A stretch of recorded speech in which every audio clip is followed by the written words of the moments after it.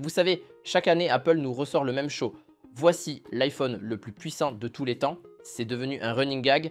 Mais cette année, avec l'iPhone 17, on a un vrai tournant. Parce que d'un côté, Apple a corrigé pas mal d'erreurs du passé. Surchauffe, autonomie bancale, zoom photo qui laissait franchement à désirer. Mais d'un autre côté, certains choix me laissent perplexe, que ce soit sur le prix, sur les matériaux ou sur cette impression qu'on est encore en train d'acheter un produit qui n'est pas totalement fini. Alors dans cette vidéo, je vais vous dire ce que je pense vraiment de l'iPhone 17, de la version classique au modèle Pro Max, avec les qualités, les défauts et surtout si ça vaut la peine de mettre plus de 1300 € aujourd'hui dans un smartphone signé Apple. Et avant qu'on commence, petite précision. Si vous voulez soutenir la chaîne et jeter un œil aux différentes versions de l'iPhone 17, je vous ai mis tous les liens en description. Ça permet de comparer les prix, les modèles et de voir ce qui correspond vraiment à vos besoins. Et tant qu'on y est, si vous aimez les analyses franches, honnêtes et sans filtre, abonnez-vous dès maintenant. Vous verrez, ça nous permettra de continuer à décortiquer ensemble les produits tech sans langue de bois. Alors, revenons à nos moutons. L'iPhone 17, qu'est-ce qui change réellement? Est-ce que c'est une révolution ou juste une énième mise à jour cosmétique avec un prix toujours plus élevé? Pour répondre à ça, je vais commencer par ce qui saute le plus aux yeux, le design. Apple avait frappé fort l'an dernier avec le titane, mais cette année, surprise, retour à l'aluminium, unibody, un châssis d'une seule pièce qui englobe directement le cadre et l'arrière. Franchement, en main, ça donne une impression de solidité incroyable. On sent moins cette séparation qu'il y avait avant entre le dos et les bords. Et visuellement, je dois reconnaître que le rendu est très élégant, surtout sur la version argentée. Mais, parce qu'il y a un mais, l'aluminium est-il beaucoup plus sensible aux rayures? Oui, ça tient mieux au choc, mais ça se marque plus vite. Donc si vous êtes du genre à poser votre téléphone un peu n'importe où, je vous le dis direct, prenez une coque. Et d'ailleurs, ça c'est peut-être la plus grosse contradiction d'Apple cette année. On a un design magnifique, mais qu'on est obligé de cacher derrière une protection. L'écran, c'est le premier truc qu'on regarde sur un smartphone. Ici, Apple a enfin franchi la barre symbolique des 3000 nits de luminosité en HDR. Résultat, en plein soleil, même à la plage, vous voyez toujours parfaitement ce qui se passe à l'écran. Ils ont aussi ajouté un traitement anti-reflet. Alors oui, ça ne fait pas disparaître complètement les reflets, mais ça change la vie au quotidien.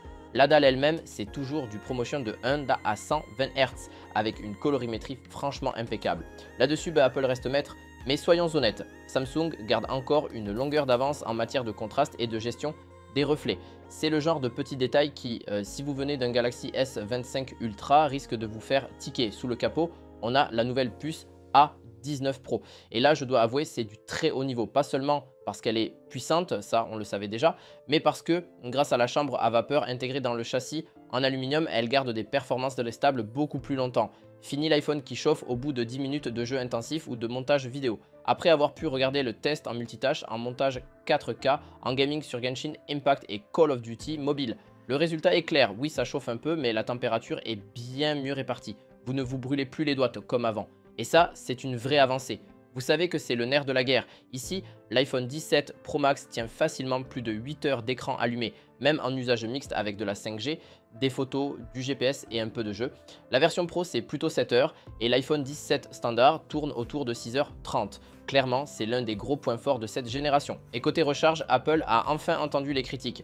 On monte à 40 watts en filaire avec un câble et un chargeur compatible, ce qui permet de récupérer plus de 50% en une demi-heure. Ça reste en dessous de ce que propose Xiaomi ou OnePlus, mais pour Apple, c'est déjà un pas de géant. C'est le point où Apple met toujours le paquet. Cette année, les 3 capteurs principaux sont en 48 mégapixels.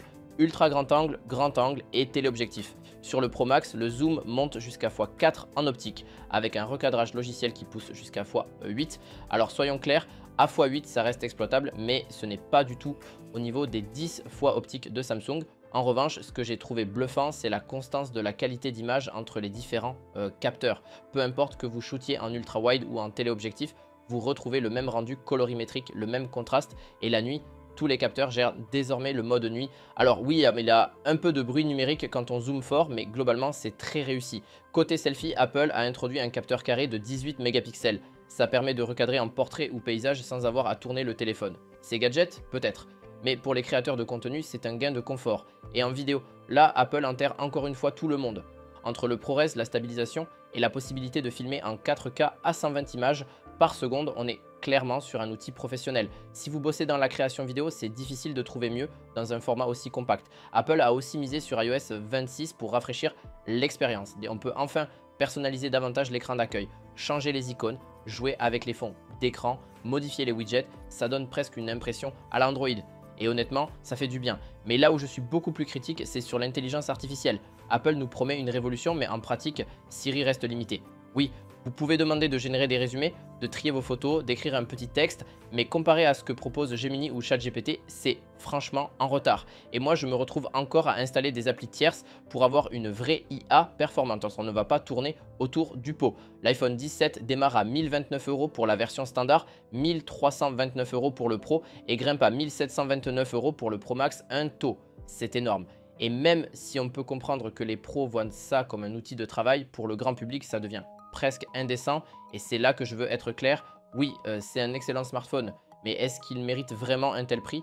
Pas forcément, surtout si vous avez déjà un iPhone 15 Pro ou même un 16 Pro, l'écart ne justifie pas de repasser à la caisse. Alors, si je devais résumer simplement les points positifs de cet iPhone 17 sont assez clairs. D'abord, on a un design vraiment premium, solide en main, qui donne une vraie impression de qualité.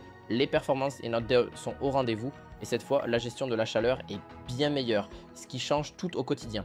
L'autonomie aussi a enfin franchi un cap, on peut tenir la journée sans stress et ça faisait longtemps qu'on attendait ça. L'écran lui est lumineux, super agréable à utiliser même en plein soleil et côté photo comme vidéo, Apple reste imbattable. Mais attention, il y a aussi des défauts qu'il ne faut pas oublier. L'aluminium, aussi beau soit-il, a tendance à se rayer facilement et ça peut vite devenir frustrant. L'intelligence artificielle d'Apple est clairement en retard par rapport à la concurrence, on sent que Siri ne suit plus vraiment et puis bien sûr le prix, on atteint des sommets et ce n'est pas donné à tout le monde. Enfin, côté zoom, Apple fait mieux que par le passé, mais ça reste encore en dessous de ce que proposent les meilleurs Android aujourd'hui. Alors, qu'est-ce que je pense réellement de l'iPhone 17 ? C'est sans doute l'iPhone le plus équilibré depuis des années. Apple a corrigé des faiblesses qui agaçaient tout le monde comme la chauffe, l'autonomie et la constance des capteurs photo, mais ce n'est pas la révolution qu'on nous vend. Si vous avez déjà un modèle récent, vous pouvez passer votre tour. En revanche, si vous cherchez un smartphone fiable, complet et que vous comptez le garder plusieurs années, l'iPhone 17 est un investissement solide. Maintenant, je veux votre avis. Est-ce que vous trouvez que le prix est justifié? Est-ce que les améliorations valent vraiment la peine? Dites-le moi en commentaire, je suis curieux de savoir ce que vous en pensez et je le répète, en description vous avez tous les liens vers les différentes versions de l'iPhone 17, ça vous permettra de comparer les prix et de choisir le modèle qui correspond le mieux à vos besoins et surtout abonnez-vous parce que dans les prochaines vidéos, on va aller encore plus loin dans le comparatif avec Samsung et d'autres marques. Merci d'avoir regardé jusqu'au bout, prenez soin de vous et à très vite pour une nouvelle vidéo.